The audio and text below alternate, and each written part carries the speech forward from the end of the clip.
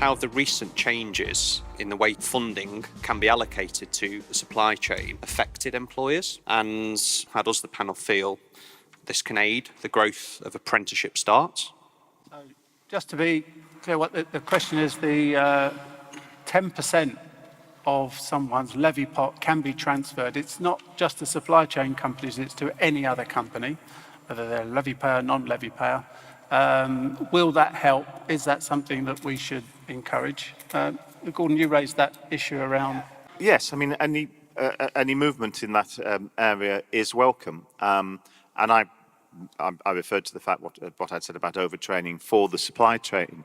But of course, these issues of sector and place come into this. There are some, if I think, for example, in terms of the defence industry, the aerospace industry, which is just down the road from my constituency in Blackpool, if I'm thinking about BAE Systems and their sites at Wharton in Salisbury in Lancashire. Well, there is an established supply chain in that area, so which is very strongly related to BAE's overall objectives. And so it's not too difficult, for BAE, for example, although they've also got their own very strong apprenticeship schemes, to do that sort of thing. I think the more interesting question, or the more challenging question, to get more of that money used, is to what extent, and obviously 10% doesn't, as I say, just have to go to the supply chain, to what extent can large employers who are not being able to utilise their levy, to what extent can they work creatively with other smaller businesses in their geographic area? And this, I think, also, this brings me back to, again, I'm sorry to harp on about the Devo Max issue. If we had, if we were further along, I mean, I'll put my cards on the table. In the ideal world, I do not believe that skills policy, increasingly, that skills policy and apprenticeship policy should be micromanaged in Whitehall, away from the areas where the travel to work issues and where there's the dynamic of a sub-regional economy. I don't want to get too techie, but that's basically my view. Now, we're a long way away from that at the moment, but I think the government has moved at a pretty snail's pace in terms of engaging with the, developing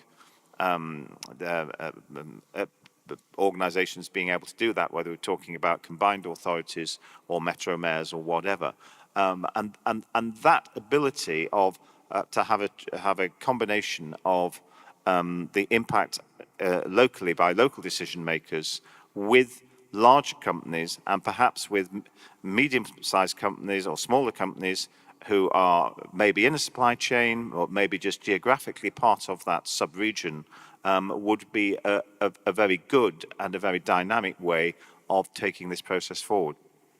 Okay, thanks. And I tend to agree. I've not met many employers that would want to give the money back to the Treasury. So when I think that dawns on them, and there are options around transferring funds, it might be more obvious to them about what can be done. Just in your conversations with other employers, do you think it will be a more important part of the system to utilise some of the funds? Yeah, no, absolutely. And in Lloyd's Banking Group, we're very supportive of it and we want to adopt it. It fits with our strategy of helping Britain prosper and being a responsible business.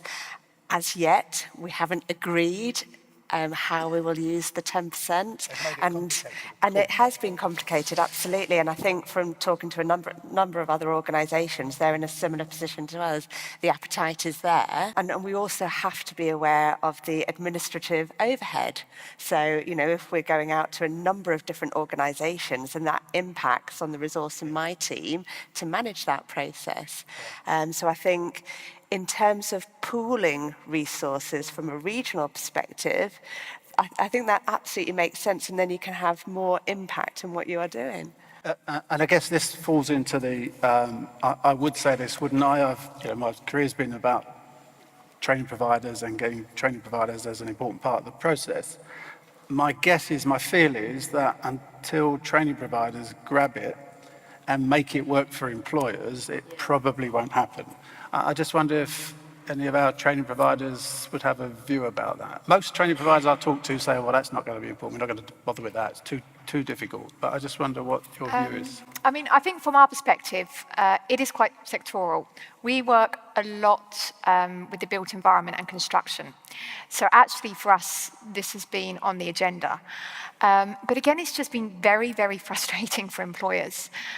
You know, they finally then had the capability to transfer the 10%, but then it was only to one employer. Now, for those of you that know the intricacies of subcontracting in construction, that wasn't particularly helpful. So we then waited till, you know, where we are now, where it can be multiple employers. But again, the administrative burden of it, it's very, very important as providers that you come in with the solution. I think where it's extra important as well is talking about non-levy provision, especially in the level 4 to 7 area. There's a lot of cold spots nationally for non-levy. You know, in London, there's only 2 universities that's got a non-levy contract. So actually, it's quite important that as providers, we look quite creatively with employers to see how they can utilise that 10%. Mary, have you used? So we've got about 10,000 learners on programme across a number of thousands of employers, and we've got 2 employers that are utilising it at the moment. But that said, it's something that employers called for, right? And it's new, and this flexibility that's been brought in, I can absolutely see that a number of our larger technical clients who have got big channel partner networks, for example, are chomping at the bit to be able to leverage it in that way. So I think it was called for by employers to make it more flexible, and government have responded to that. I think that's a positive thing. I do think some of the administrative burden with the most recent round has gotten a bit easier as well. They've listened to a bit around that. I think, again, it'll be interesting one to watch over the coming. The fact that we've got more flexibility on how to spend it is a good thing. And I think we are sort of probably going to be talking about this, but there's certainly the view that in the most recent announcements from government around non-levy management and contracts, the recognition that training providers can actually help employers through the system. Whereas when we first started, it was very much an issue of employers have to drive it, employers have to do everything. So perhaps there's a bit of a sign that that might be changing.